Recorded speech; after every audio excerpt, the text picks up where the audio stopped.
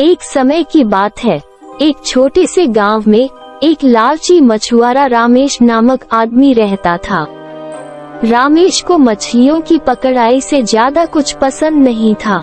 हर दिन वो नदी में अपनी जाली डालता था, उम्मीद करता कि जितनी ज्यादा मछलियां पकड़ सके।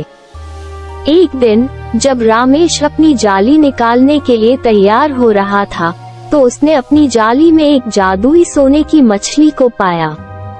मछली ने उससे नर्म आवाज में कहा, कृपया प्रिय मछुआरे, मुझे जाने दो और मैं तुम्हें 3 इच्छाओं की पूर्ति करूंगा। रामेश की आंखों में लालच की भरमार थी। वो मछली को छोड़ने की बजाय उसने उत्तेजित होकर उच्चारित किया, मैं तुम्हें छोड़ने वाला नहीं हूँ जब तक कि तुम मेरी सभी इच्छाओं को पूरा नहीं करते। सोने की मछली आहत होकर सिर झुका, लेकिन उसने उसकी इच्छाओं को पूरा करने के लिए स्वीकार किया। रामेश ने एक बड़े घर की इच्छा की, जिसमें संपत्ति की ढेर सीधी हो, जो तत्काल प्रकट हुई। फिर उसने एक महल की इच्छा की, जो किसी अन्य से भी अधिक भव्य था, जो भी आंखें बंद कर दी गई।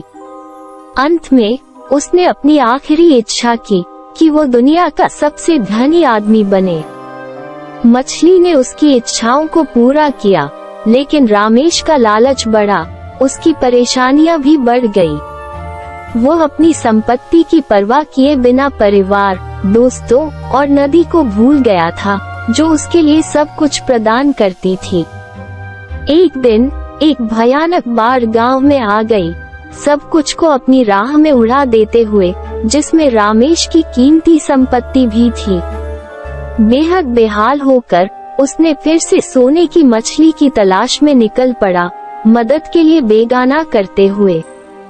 लेकिन मछली ने उदास होकर सिर हिलाया, मैंने तुम्हें अपने लालच के परिणामों के बारे में चेतावनी दी थी, लेकिन तुमने मेरी बात नहीं मानी। अब तुम्हें अपने कर्मों के परिणामों का सामना करना होगा। Thank you for watching. Like, share, subscribe.